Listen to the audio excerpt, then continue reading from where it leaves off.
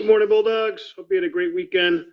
This is the newest addition we have to the Gammon Farm. She was born last weekend, so she's about 6 days old.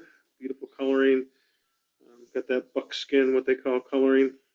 Blue eyes, so very beautiful female. We'll probably end up keeping her. We don't have a name yet, so let's get any of you guys have names. That'd be great. But get this rolling. Please stand for the morning ceremony. I pledge allegiance to the flag of the United States of America and to the republic for which it stands, one nation under God, indivisible, with liberty and justice for all. Please be seated. There's some birthdays this week, so I want to say happy birthday from yesterday. We had Gwen Meyer and Rain. Then Monday, we have, or today, we have Gianna, Gavin, and Kagan. No birthdays on Tuesday and Wednesday. It's kind of unusual.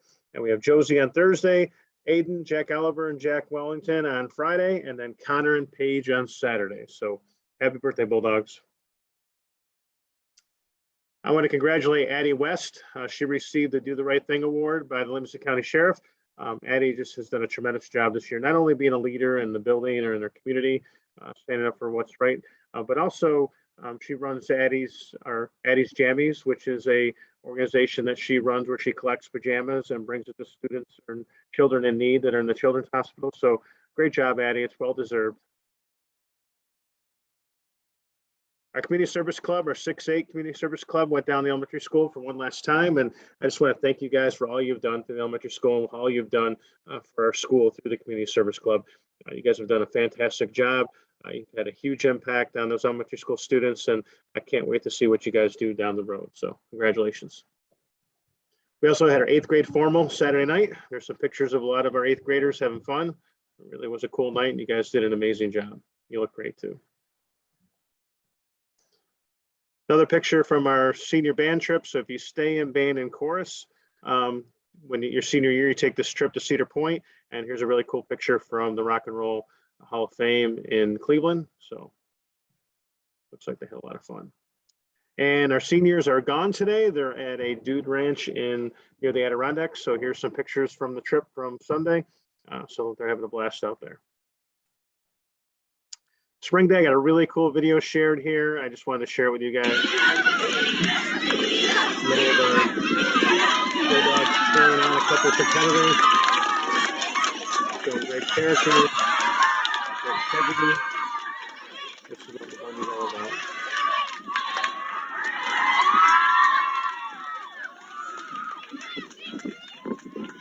Thank you guys, that was really cool. Schedule this week, we got a lot of cool things going on. First of all, 6th and 7th graders, you're going to Seabreeze today. Make sure you listen to all the rules and guidance from first block today. I know we went over a lot of them last week, but they're going to go over them again this morning. Once again, when we go on these trips, we see a lot of trips going on, a lot of cool things going on. One thing I always know that's true about Livonia students when we go on trips is we're always better than anyone else. We say please and thank you.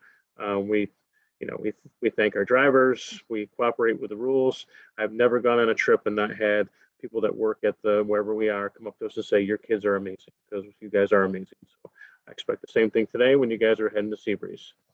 Other things going on this week. We have last day of classes. We'll have an awards ceremony on Tuesday. I'll share the awards pictures from our 9-12 ceremony from Friday, and then the ones from the 7-8 ceremony on tomorrow next week, and then we'll have our 6th grade award ceremony next week too. We also have Regents exams coming up, and I just wanted to make sure we go over that. Wednesday, we have the 11th grade English classes are taking their ELA exam. Also, that's in the morning, and Wednesday afternoon, it's a living environment exam. Just make sure you know that if you're taking that living environment exam, or even 11th graders taking the ELA, there are buses coming in, the regular bus run. You come in at 7:40 in the morning. So if you don't have a test till 11:10, you can come in at 11 or 10:30, a little bit before. If you don't have a test going on and you're in the building, you need to be in the cafeteria. So 9-12 students are in a large cafeteria. 6-8, 6th grade students will be in class, but any 8th grade students coming in, you need to make sure you're in the cafeteria. So any students coming in, you need to make sure you're in the cafeteria if you're not taking a test. And there will be regular bus runs. So if you come in early and you got to sit around, you'll have to wait till your 11:10 exam. Also, lunch will be served, and then you go home at 2:10. So if you have a morning exam and you hang around, you can get a ride home. You can sign out. Your parents can sign you out. You can bring a note. If you hang around after your morning exam, you'll have to wait till the 2:10 bus is normal. So regular bus run, there's no bus in the middle of the day though. But you can come in late with a ride from your parent, go home early with a ride from your parent. Just got to bring in a note and sign out in the main office. So Wednesday morning is the English 11 exam and living environment in the afternoon. And then Thursday, we have Algebra 1 exam. So we do have some 8th grade students taking that one. So you'll come in on the bus on Thursday. Now, if you don't have an exam, you don't need to come to school. So if you're in 8th grade, you're not taking living environment, you're not taking the LA exam, you don't need to come into school on Wednesday. You need to come into school. If you're taking algebra, though, you'll need to come in Thursday morning on the regular bus run, or whether you get dropped off by your parent, either way.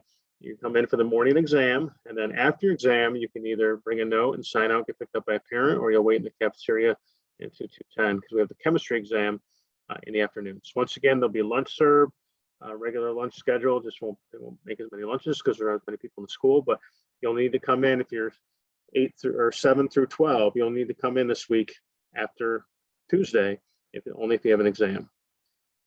Friday exams, we have the global exam, which is predominantly 10th graders.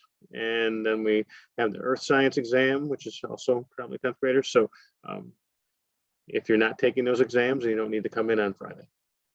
6th graders have class until next week. So 6th graders, you'll have class all this week and then till Wednesday next week. Then next week, we have Tuesday morning, we have geometry exam. And then we also have the Spanish 3 and the Spanish 1 exam. So many of you 8th graders may be coming in for that. And then Wednesday, we have the Algebra 2 exam, and that's in the morning. And then Thursday, we have the physics exam, which there won't be a bus run on Thursday because the last day of classes for kindergarten through 6th grade is on Wednesday, the 22nd. If you're coming in for the physics exam on Thursday, you'll need to get a ride. If you don't have a ride, make sure you stop by the main office so we can find transportation for you. I'm going to share this out, but any questions on the exam schedule, just make sure you come and see me, stop by the main office. Just to recap, there is transportation every day. So the regular bus run comes in at 7:20 and leaves at 2:10. But if you don't have an exam, you don't have to come to school on days where there's exams unless you have an exam. And if you have an exam in the morning and afternoon and you're here the other part of the day, you need to be in the large cafeteria. But you can sign out with parent permission and get picked up early, or go home, or come in late. There will be lunch provided each of those days if you need lunch. And just another thing you need to shoot for is we start preparing for Regents exams. If you do get above, this is a board policy, if you get above an 85 on a Regents exam, that does replace your overall average. So that gives you something to kind of shoot for. And there also is credit recovery options. A number of your teachers are going to be working with you over the next week, even though you might not have school, you might not have class. If you're not passing a subject, your teachers will be working with you over the next week, giving you things in your Google Classroom because you still have your Chromebook, where you can make up work, make up assignments, where you can become passing. So even if you don't have exams this coming week after Tuesday, you can have opportunities to get work in that you haven't handed in yet, especially for those that are not passing a course. So any questions, make sure you reach out to your teacher on that. Something I talked about, the word ceremony, and I've talked about all year, just want to hit on real quick. Over the last 2 years, we take some time to talk about how will people around you, how will they remember you? What will your legacy be? What would your friends or other students say about you? If they described you, what would your teachers, your parents, or the adults in your life, what would be the first words out of their mouth to describe you? At any stage of life, this is an important concept to think of, because what would your sentence be? Because really it would just probably be a sentence that they would describe you. But what would be the first words out of their mouth?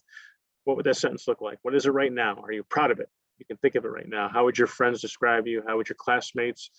How would the adults in your life, your teachers, your parents? Are you proud of that sentence where it is right now? Where are there gaps between the current state of this sentence, your ideal sentence? Where do you want to be? What do you want to accomplish as a bulldog? How will you be remembered? And who's going to support you to reach that goal? Because we all have an impact. What kind of positive impact are you going to have on this building, on this school, on this town while you're here? And if you don't like where you are right now, it's never too late to change that sentence. Today is the first day of the rest of that sentence. And those who move us the most, who inspire us the most, often didn't start out with sentences they were proud of, but they turned it around and their sentence really ended strong, And like I said, those are the people that we remember the most. Those are the people that inspire us the most. It's not always how you start. It's definitely how you finish. So who are you going to inspire? One short clip to kind of go along with that. The life you live is a legacy you leave. I talk to people all the time about their legacy, about their purpose, about living out their individual desire to do something that matters, that's meaningful. You've got to exemplify that every single day. You got to wake up every day with a sense of purpose. You can't just give your company a purpose and give your company values, give your company a mission. What's your personal mission? What's your mission? What do you want to do in life that you can look back over your life and be proud of and be happy about? What can you look back over your life and say, you know what? I did it. It wasn't I should have done this, I could have done this, but I did it.